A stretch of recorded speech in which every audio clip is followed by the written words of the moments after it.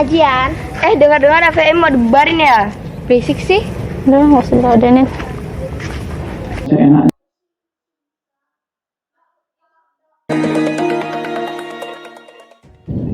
Ini negara-negara hukum, harus taat kepada hukum. Ya kalau masang baliho itu udah jelas ada aturannya, ada bayar pajaknya, tempatnya juga sudah ditentukan. Jangan seenaknya sendiri, ya. Jangan seenaknya sendiri seakan-akan dia paling benar. Nggak ada itu, ya. Nggak ada. Jangan coba-coba pokoknya, jangan coba-coba. Kalau perlu FPI bubarkan aja itu, bubarkan saja itu, ya. Kalau coba-coba dengan TNI, mari, ya. Sekarang kok mereka ini seperti yang ngatur, saya sukanya sendiri. Ingat saya katakan, ya, itu perintah saya, ya. Dan ini akan saya bersihkan semua,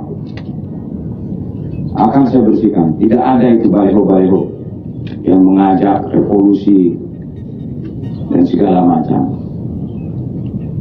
Ya, saya peringatkan, dan saya tidak akan segan-segan untuk menindak dengan keras yang coba-coba mengganggu persatuan dan kesatuan.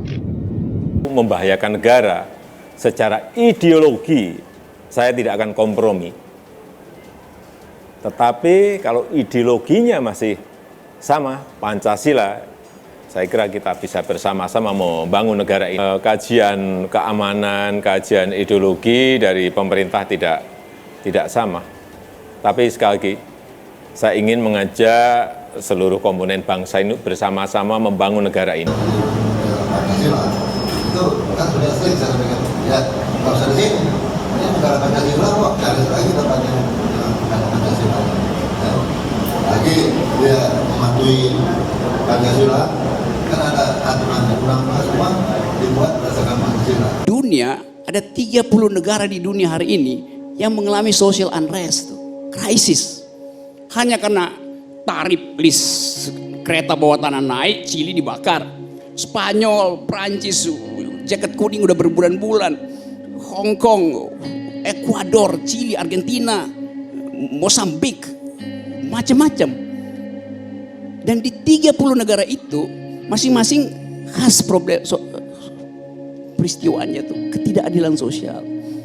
Mulai dari kesehatan, pendidikan. Nah, seluruh problem di 30 negara itu ada di Indonesia hari ini. Jadi kalau dikatakan NKRI harga mati, yaitu utopia kita, keinginan kita. Padahal di depan mata kita, kekacauan bisa terjadi setiap saat. Kalau negara bilang 30% ASN terpapar radikalisme, anak SMP kena juga segala macam, saya nggak percaya. Karena nggak ada data statistik pun yang bisa dipercaya dari negara sekarang ini. GDP kita nggak ada yang percaya seluruh dunia. 5% itu dibilang nggak mungkin 5%. Seluruh indikator makronya buruk. Gimana mungkin ada pertumbuhan 5%? Jadi Indonesia disorot dalam segala sudut keburukannya itu. Dan kita bertengkar soal ideologi. Hal yang nggak masuk akal. Nah, saya bayangkan misalnya, tadi Pak dari Nahdlatul Ulama, panggilannya Pak Sudi ya, mengatakan bahwa bagi NU nggak ada problem, karena hanya menambahkan di dalam soal berbangsa, NU menganut Pancasila itu. Coba saya uji logikanya tuh. Coba ganti sekarang, dicopot Pancasila itu. Bubar nggak NU?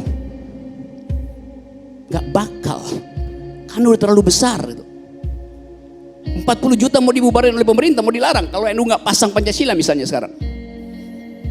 Karena fakta kekuasaan menjamin keutuhan NU. FPI jauh lebih kecil dari NU karena itu dia rawan untuk dibubarkan. Coba FPI jumlahnya setara NU tuh, dia mau taruh ideologi apapun, negara nggak bakal bubarin tuh. Ini soal pertandingan kekuasaan dalam soal ini. Kalau misalnya ketua FPI hari ini Guntur Romli, bukan Habib Rizik mau dibubarin nggak tuh FPI? Atau sebaliknya, Habib Rizik adalah ketua BPIP menggantikan Mahfud, bubarin nggak FPI? Jadi soal-soal yang kita uraikan hari ini memperlihatkan bahwa taraf kita untuk bernegara itu masih jauh di bawah standar, karena kita bicara tentang hal-hal yang tidak substansial hanya karena ketakutan